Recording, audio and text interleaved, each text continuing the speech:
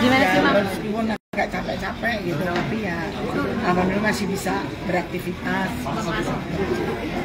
Oke, kan dengan banyaknya berita yang lagi beredar sekarang gitu kan, selain kondisi kesehatan Mami, apa sih maksudnya seperti apa sih Mami menghadapi cobaan saat bulan Ramadan seperti ini? Kalau kadang COVID 2 tahun udah nggak kerja lagi ya, masih untung-untungan saya itu diberi Allah itu kayak aset-aset yang saya bisa menabung aset-aset. Jadi ya apa yang harus bisa dijadikan uang untuk hidup ya, karena hidupnya bukan hanya makan aja kan, hidup kan perlu yang tak terduga itu yang kadang-kadang membuat pengeluaran begitu banyak. Jadi ya untuk aku masih punya aset. Kalau aku nggak punya aset, aku bisa nipu sana nipu sini nanti akhirnya. Cuma hanya makan aja mesti harus menipu, nggak mungkin kan. Terus menyayangkan aset kita tapi kita nipu diri kan, nggak mungkin. Ya aku harus ikhlaskan semuanya itu. terus habis itu ada lagi cobaan bahwa saya diberi sakit kanker, terus 4 bulan kemudian habis kanker saya harus operasi mata ya, karena mata ini jadi udah diganti semua kan hitamnya karena ada katarak tapi dalam, jadi udah nggak berfungsi mata saya ini. Operasi habis itu banyak banget, jadi kayak karena mungkin memang sakit itu kan semua dari pikiran ya, jadi ya apalagi udah seusia saya yang mungkin dulu masa mudanya hidupnya nggak terkontrol, bandel ya, sekarang luweng gitu. Tapi Mami ada penyesalan nggak sih? Maksudnya kan dulu kan dari muda, dari kecil sudah mencari rezeki ya kan, menghidupi saudara katanya, dan sekarang malah di masa tua menjadi seperti ini. Saya tidak pernah menyesal Mbak ya, karena dari 7 bersaudara saya itu memang saya yang diberi talenta sama Allah, yang diberi rezeki berlebihan sama Allah. Dari yang 6 itu memang pada saat itu memang membutuhkan pertolongan saya, dan dalam Islam itu kan yang wajib ditolong itu kan saudara dulu ya, kalau diikutin ya, baru ke orang lain. Ya meskipun banyak sih orang lain saya begitu juga, tapi ya saya sering, cuman mungkin caranya saya keliru ya, waktu itu terlena bahwa hidup saya ini dikejar duit gitu, bukan saya yang ngejar duit gitu loh. Jadi ya saya pengen bahagia saya itu kalau bisa membahagiakan keluarga saya. Saya pernah diingatkan terus sama teman-teman saya Sri Mulat, karena Sri Mulat itu nggak usah saya ceritain, udah tahu banget dapur saya. Saya kecil, gede, dewasa sampai tua itu di tengah-tengah mereka. Kayak Mas Tarsan sering banget menasihatin saya bahwa bagus kamu jadi tulang punggung keluarga, hebat, mereka salut semua dengan saya. Cuman cara kamu salah, kita kan nggak tahu rezeki mau jodoh itu kan rahasia Tuhan yang kita nggak tahu. Cuman nanti masa tua kamu yang akan merasakan. Kalau cara kamu gitu, terus caranya gimana? Beri dia kaya, jangan diberi umat terus. Waktu itu aku juga udah berusaha ngasih kaya, tapi ya akhirnya mungkin nggak berjalan, mungkin tidak pas sasaran ya gitu. Nah akhirnya ya yang ini yang saya alami, oh benar ya, baru ingat kata-kata teman-teman Sri Mulat. Karena mereka tanpa saya cerita mereka tahu dapur saya gitu. Jadi ya udah, kalau aku menyesal enggak. Kecewa ya pasti ya. Pada saat aku dulu pernah ngeblok semua keluarga, cuman hanya karena mungkin aku seorang ibu di Indonesia, di dunia pun itu kepingin banget kalau pisah sama anak itu ditanya kabar, ditanya kesehatan, itu mungkin udah yang suatu kebahagiaan itu yang nggak pernah aku dapat tadinya. Nah, akhirnya dengan aku ngeblok itu mereka sadar, ya udah Allah aja selalu maksudnya saya sebagai manusia nggak harus maaf ya Mbak, aku nggak memaafkan apalagi saudara saya sendiri, orang lain aja saya maafkan kok gitu loh. Ya udah, sekarang mereka udah mulai ya nanyain kesehatan, ya meskipun belum semua ya, tapi paling nggak anak, menantu, cucu ini sehat, udah makan belum lagi apa, itu udah bahagia banget, itu kayak obat banget buat saya.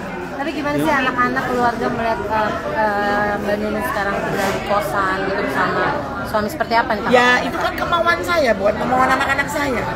Istilahnya kalau saya kontrak Mbak, kalau mau cari kontrak rumah ya setidak mampu saya, kalau saya paksa-paksakan saya masih mampu, cuman repot gitu loh Mbak. Kalau kontrak nanti kan nggak mungkin aku masuk rumah cuman beli tempat tidur doang, kan nggak mungkin, pasti perintil-perintilan itu akan kebeli.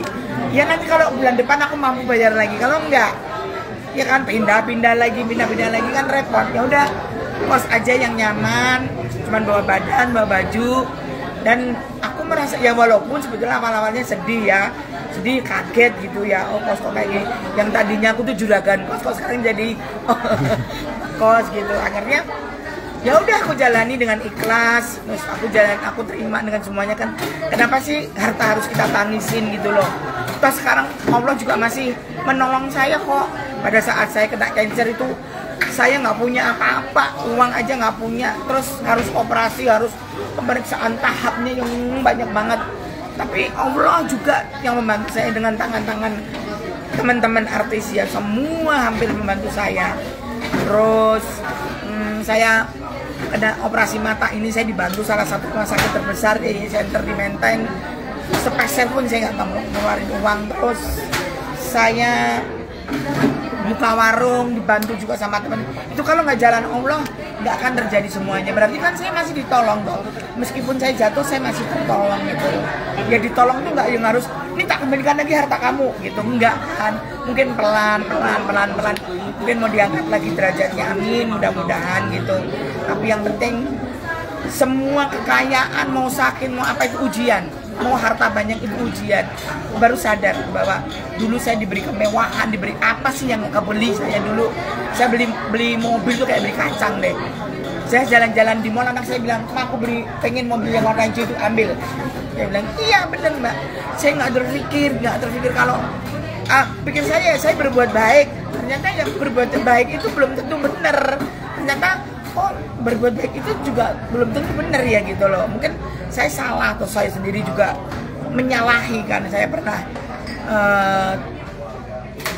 sama suami saya pernah kena kasus kayak itu. Ya udahlah. Jadi kan Allah memberikan kemewahan. Wah, udah deh, apa yang saya minta itu diturutin sama Allah. Akhirnya ya sudah, lu salah sendiri ya.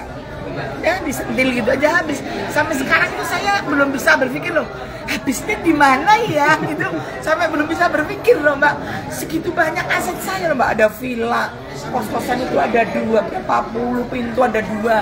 Terus rumah belum, tak sawah belum. Habisnya gimana tuh? Tapi ya sudah nggak apa-apa.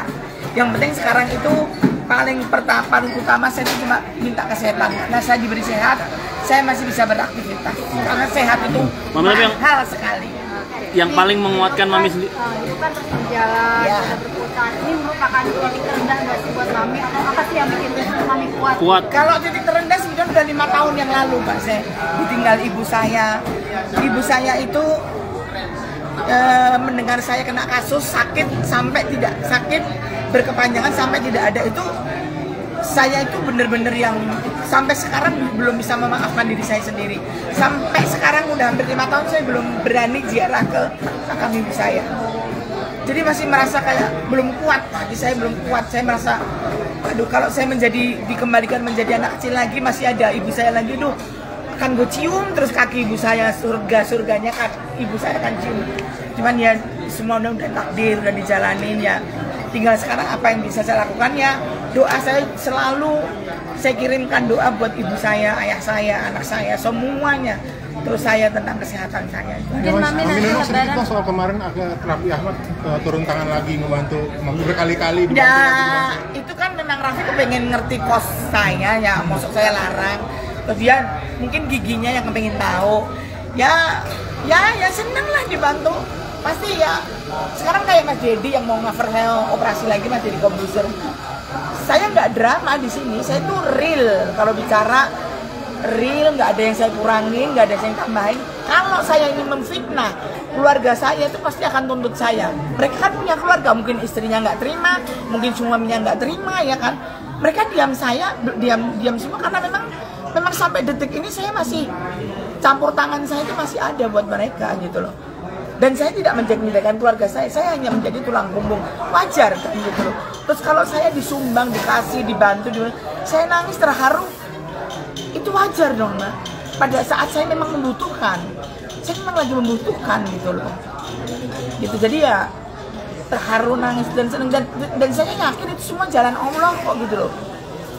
Iya kan, kalau nggak jalan Allah nggak akan lah. ada yang meng-cover saya gini, nggak mudah loh Mbak. Mereka tuh membantu saya dengan tulus, dengan benar-benar ikhlas, benar-benar yang aduh nggak ngerti deh mau ngomong apa. Balasannya saya nanti apa, paling cuma bisa doakan mereka semua, dari yang nyumbang mau bentuk finansial, mau yang support, bahagia dunia akhirat. Sahabat-sahabat sekarang perhatian banget nih. Iya, iya. Termasuk Kang Sule, Iya. katanya ingin memberikan rumah. Iya, Gimana? banyak Mbak sekarang ini banyak. Ini Mas Pablo sama Mbak Ray juga nawarin suruh tinggal di Sentul gini ya Mbak. Saya pikirkan dulu. Jedar juga nawarin tempatnya kan, dan dia punya rumah di Epicentrum di situ. Udah pakai aja Mami, udah nggak usah mikir apa-apa. Tapi kan saya kan juga nggak iya semua. Saya terima kasih perhatiannya tuh, terima kasih banget gitu. Nanti ya habis lebaran ya coba ya saya itu dulu, ini aku masih fokus kerja dulu. Ramadan ini alhamdulillah kan banyak banget pekerjaan. Gimana Mami? Mami kan sebentar lagi mau lebaran ya kan. Tadi kan Mami sempat bilang sampai ke ziarah Mama aja Mami gak berani gitu. Nah,